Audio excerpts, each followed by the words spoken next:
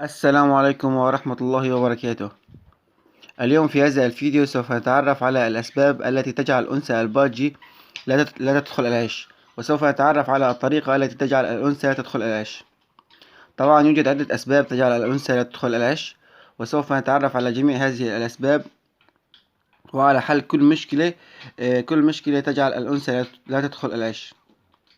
من أهم الأسباب التي تجعل أنثى الباجي لا تدخل العش هي كثرة مراقبة وفتح العش. أغلب المبتدئين يقوموا في مراقبة العش بشكل دائم.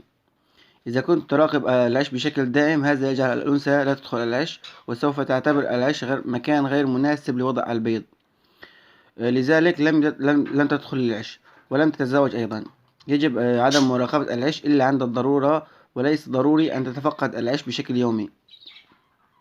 والسبب الثاني الذي يجعل أنثى الباجي لا تدخل العش هو استخدام عش غير مناسب، يعني استخدام عش مثل عش الكناري مثلا، أو عش مثل عش الزيبرا، أو استخدام عش صغير عن اللازم. هذا أيضا يجعل الأنثى لا تدخل العش. وفي هذه الحالة يجب عليك توفير العش المناسب لتزوج الباجي. وبالنسبة لمواصفات ومقاسات عش الباجي، سبق وعملت فيديو خاص عن عش الباجي، سوف أضع رابط الفيديو في أول تعليق. والسبب الثالث الذي يجعل الأنثى لا تدخل العش هو أن العش غير مثبت جيد. يعني عندما تدخل الأنثى العش يتحرك لأنه غير مثبت جيد، وهذا سوف يجعل الأنثى تخاف أثناء دخولها للعش. وحل هذه المشكلة هو تثبيت العش جيد بحيث لا يتحرك إذا دخلت الأنثى عليه. والسبب الرابع لعدم دخول الأنثى للعش هو أن الزوج جديد على المكان.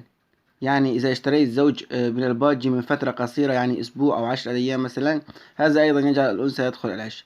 بعض الأناس تدخل العش من أول يوم، ومنها تحتاج فترة حتى تتعود على المكان الجديد، بعدها تدخل العش. وفي هذه الحالة ما عليك إلا الصبر حتى تتعود الطيور على المكان الجديد. أنت ما عليك إلا تثبيت القفص في مكان واحد ووفر لهم عش مناسب، وعندما تكون الأنثى جاهزة سوف تدخل العش وبعدها تتزاوج إن شاء الله.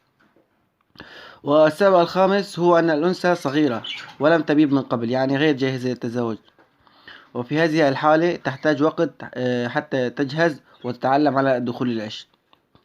والسبب السادس الذي يجعل أنثى الباجي لا تدخل العش هو وجود حشرة الفاش بالعش. ومن لا يعرف ما هي حشرة الفاش، سوف أضع صورتها على الشاشة. هي حشرة صغيرة جدا، لكن ممكن أن تراها بالعين المجردة. وإذا كان يوجد فاش بالعش، يجب تبديل العش بعش نظيف، ويجب القضاء على الفاش من القفص حتى لا يعود مرة أخرى للعش.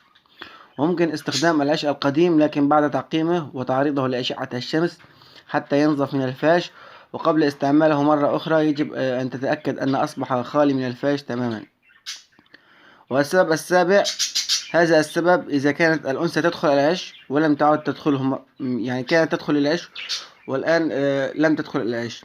وهو بعض المربين إذا تريد أن تمسك الأنثى بيدها لأي سبب كان، تقوم بمسك الأنثى وهي داخل العش. وفي هذه الحالة الأنثى سوف تهجر العش ولم تدخل عليه، وسوف تعتبره مكان غير مناسب لوضع البيض، وسوف تخاف من الدخول للعش.